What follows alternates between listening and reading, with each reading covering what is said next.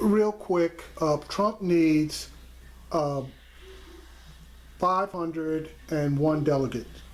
Okay, if you include Wisconsin, Trump needs to carry 52% of the delegates, okay, in order to get to the 1237 mark.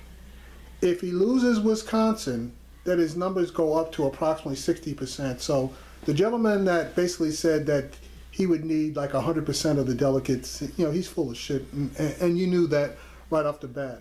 But theoretically, is it possible for Trump to get 501 delegates?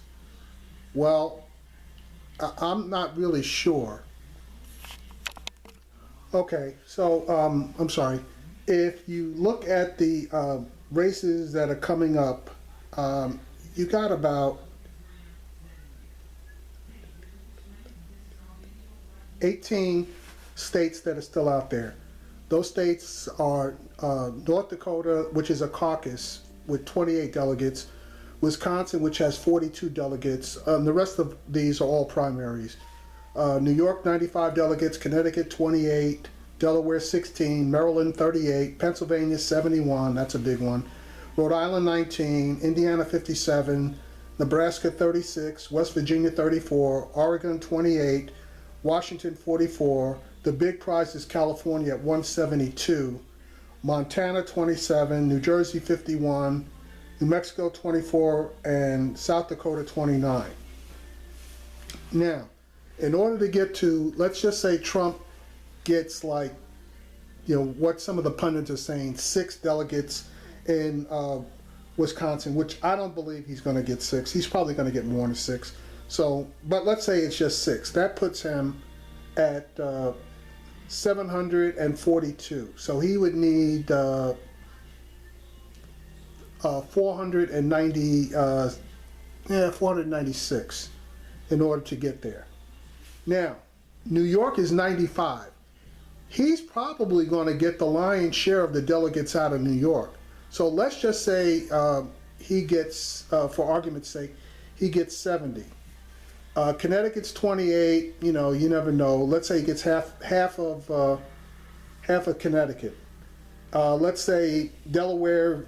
Let's say he gets, and we're just saying half of Delaware.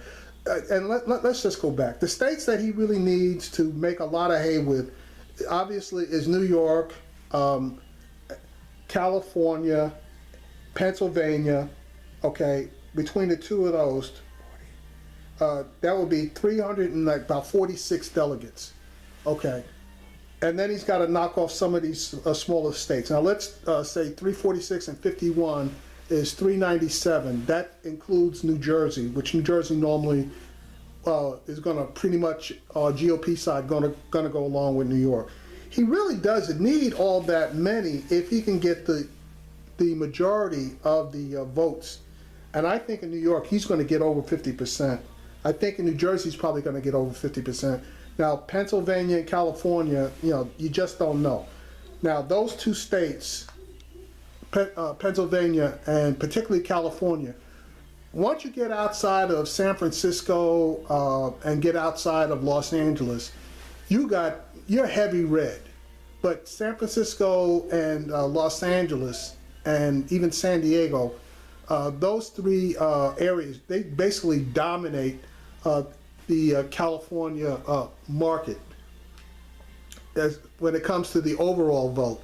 But when you're talking about the GOP, once you get out of Los Angeles proper, San Francisco proper, California turns red as hell. And you just don't know how Cruz is going to fare in California. Now, there's a word out that he is really fighting like a big dog already in California because obviously it's the #1 big prize.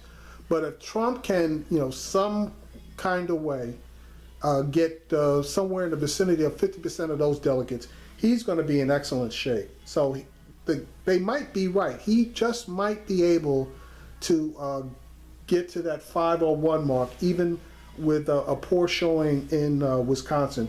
But he's going to have to do something in the caucus state of North Dakota, and he's going to have a decent showing, obviously, in Pennsylvania, because I already basically said he's going to win New Jersey. He's going to win New York.